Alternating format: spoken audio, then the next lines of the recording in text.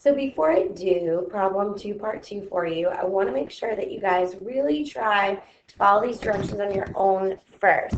Pause the video now, try to follow the directions for what you should do, and only use this video to recheck yourself because it's really important for you to learn how to go through, follow these directions, be able to do it on your own.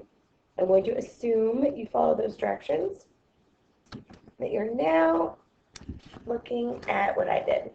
So the directions for part 2 said that the first thing you needed to do was go to page 321, and you were supposed to grab, there's a triangle that is all by its lonesome that looks just like this. It has one leg that's 4 units long. You can see there's 4. And the other leg that is 3 units long. And so to use a straight edge to draw squares on each side of the triangle. That was the first thing I did. Since this triangle was 3 units long, I used a ruler to make this smaller triangle right here, which is 3 long by 3 wide. Then since this side of the triangle was 4 wide, I used a ruler to make one that was a square that was 4 wide by 4 long. Then here I ran into a little bit of difficulty because this length right here isn't nice and easy to count like this one is. See how this one is just 1, 2, 3 units long? Well, it's going through these diagonals and kind of this weird, doesn't line up right. So I'd use a ruler and figure out how long this side was, then make my square according to how long this side is. Okay, then it says use different colored pencils to shade each square along the legs. Remember that these are the legs. This is the hypotenuse. These are the legs right here along. So I just shaded the squares that were along the legs. Then I cut out the 2 smaller squares. I cut out the 2 smaller squares. And then it said to cut the 2 squares into strips that are either 4 by 1 or 3 by 1 units long. So what I did there is I took scissors and cut just like this after I cut them out. So then I had strips that were either 4 long and 1 wide or 3 long and 1 wide. Then the directions told me on page 328 that I needed to redraw the squares on the graphic organizer. So just like you had in previous examples, after you go through, you do the cutting out for this one, go back and redraw the same thing on the graphic organizer. It looks just like this, it's just that it has the question that's around it. So that's what I did there. And now it says to arrange the strips. Oh, I don't want you to see that quite yet, sorry. The next step said to arrange the strips so that they cover the bigger square. So just like you did in the first example, take the strips from the smaller squares and try to make them cover up the bigger square. If you haven't already taken the time to do that, please do so now. Please pause the video, try to cover up the squares yourself. Remember the directions say that you might need to cut those strips apart into an individual square or 2 to get them to fit in there completely. So this is what I did when I got it. It says arrange the strips. So what I did is since I cut these into 4 strips right here, I laid those 4 strips right here in the bigger square. Then I took one of my strips from my smaller one and put it right there. Then I took this piece, I cut this one triangle off, or triangle, why do I keep saying triangle? I cut this little square off and took the 2 and put them right there. Took this little extra one that I cut off and put it right there. And then took this final whole piece and put it right there. So as you can see, if you take the small squares and you cut them into parts, just like the last example where we cut them up into triangles, it does fit into the larger square. Now we have some questions that we need to answer. What did you notice? Well, just like in the last example, I noticed that the 2 smaller squares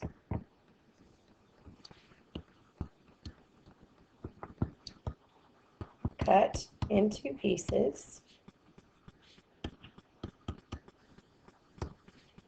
fit exactly on the larger square.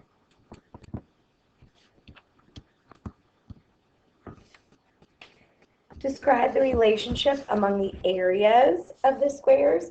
I am going to write pretty much exactly what I did last time, but I'm going to use the more mathy definition. Let me give myself a little bit more room here.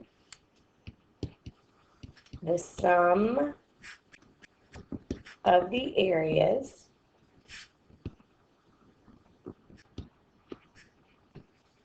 of the two smaller squares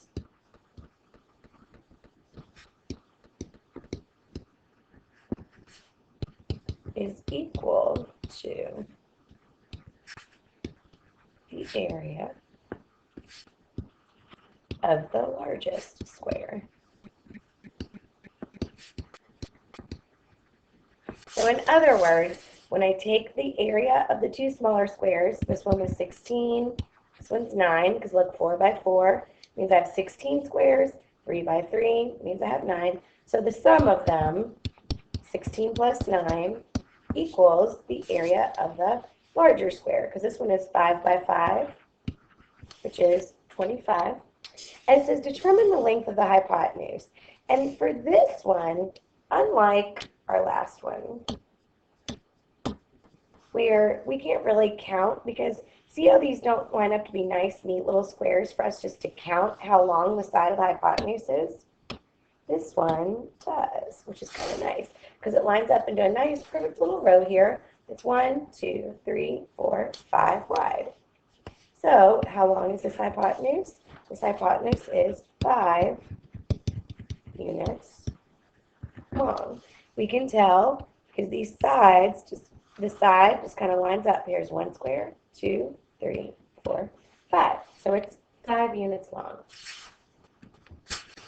And we actually could have figured out without it lining up perfectly straight like this, the fact that we knew that the area of this larger square is 25 told us how long each side of the square was going to be anyway, even if it didn't line up nice and neatly and perfectly like this. Because since the area is 25, and this is made out of a square, we knew that we needed 2 of the exact same numbers, because remember, in a square, your width and your length are the same number. So we had to think, what number times itself would give us 25? Because that would give us the area of that square. Well, of course, 5 times 5 is 25. So even if these hadn't lined up perfectly, just the fact that the area of the square is 25. And again, we knew that because this area of this rectangle or square is 16. The area of this one was 9. When we cut them apart, they all fit into this square, which means the total area was 25. Well, what length times width would give us 25? 5 times 5 gives us 25. So that's another way that we knew that since this triangle, stop saying triangle, since this rectangle or square is as long as one side of the square, we knew that the hypotenuse is 5 units long. Anytime you have a square, let's say for this one, for example, if I were to count, it has 36 squares in it, so that's the area.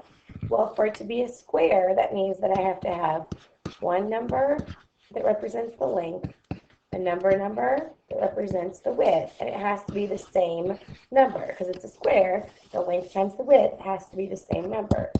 So if the area of the square is 26, what 2 exact same numbers multiplied together give me 36? Well, 6 times 6 gives me 36.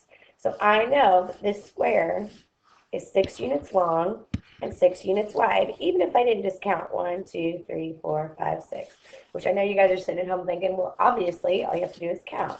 Well, another way you could do it, too, in case the squares aren't perfectly lined up, like the problem 1, well, what number times itself would give me 36? It would be 6. So that means that the square must be 6 by 6.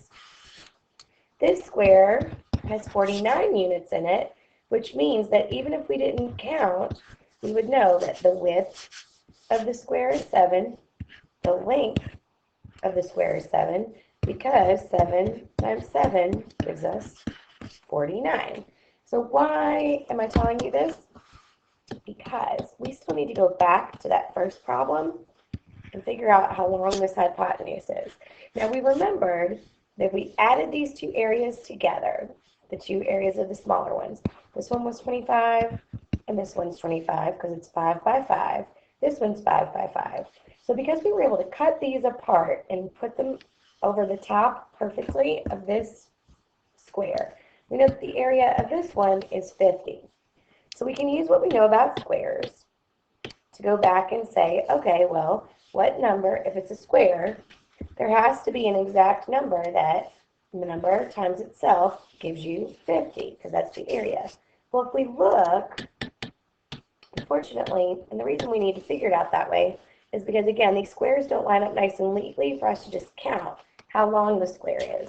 Because remember, we're trying to figure out how long is the hypotenuse, how long is this side. Well, there is no perfect number or whole number that times itself gives you 50, because 7 times 7 is 49, so that area is still a little too small to be the 50. The next biggest one, 8 times 8, is 64, so it can't be that one either. So that means the actual length of this number, or of this side, is somewhere between 7 and 8, because 7 times 7 is too small. Then 8 times 8 would be too big. So how do we do that? So how do we figure out what this is? Well, remember, the button on your calculator that looks like this is called a square root. If you were to type into your calculator the square root of 49, it would give you 7, because it's telling you what number times itself gives you 49. Well, so we're going to type in what number, so what mystery number times itself gives us 50. And it's not going to come out to be perfectly even. It's going to be like 7.07 and then a bunch of other numbers after it. So I'm just going to round this to the nearest tenth. So it's about 7.1, which makes sense because the square root of 50 is just a little bit bigger than the square root of 49. And so it's going to be a low 7. So again, I know that the area of this square is 50 because both of these were 25. The two areas put into the big square add up perfectly. So I know this area was 50. I was asked to figure out the length of this hypotenuse, but I couldn't just like look at how long the squares were across like I could in this example.